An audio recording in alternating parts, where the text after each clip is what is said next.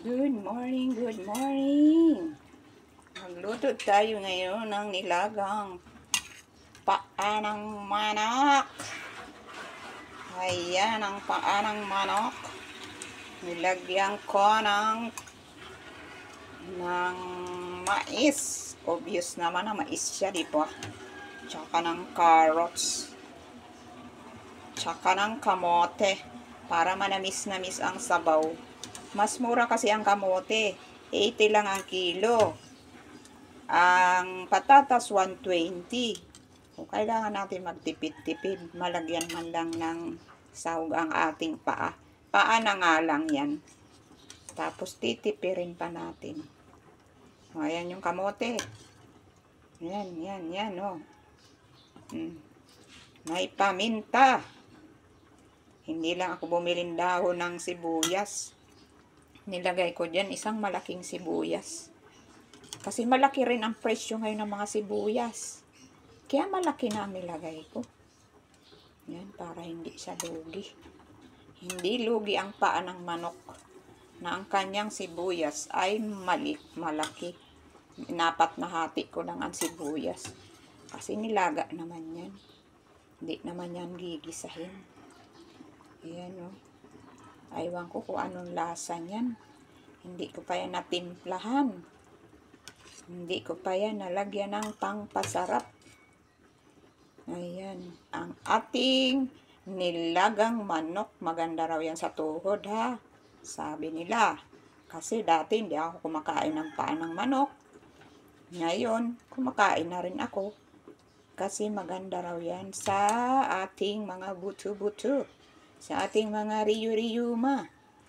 Collagen yan. Baka may pampagandang sangkap yan. Baka sakaling maging maayos pa ang ating kagandahan. Ay wag masyadong mangupas kaagad. Kasi collagen baga. O maraming napupuntahan yung collagen. Diba? At may mais pa siya.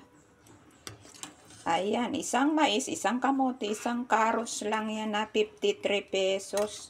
Kasi may stock naman ako ditong sibuyas. Yan lang binili ko dyan sa tindahan sa labas. Isang mais, isang kamote, isang carrots, 53 pesos kaagad. Ayan. Tapos ilagyan ko yan dalawang kutsaritang malingit na brown sugar. Ayan. Sabi nila, imbis daw na mag-adji. Ano ba yun? Adji.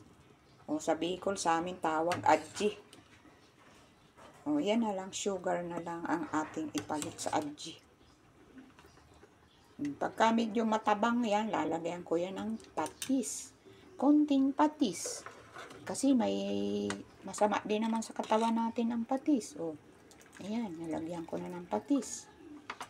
Masama ang maraming patis. Magkakaroon ng bato sa apdo. Kasi maalat yan. Ayan. Thanks for watching. Thank you sa mga nanonood lagi ng aking video. Mema lang. Mema upload. Ayan. Palalambutin pa yan. Kasi mas masarap ang paa ng manok. Pag kinagat mo, halos natutunaw na siya sa lambot. Tapos, lalapot pa yung sabaw niya pag lutong-luto siya. Diba? Bye! Thank you!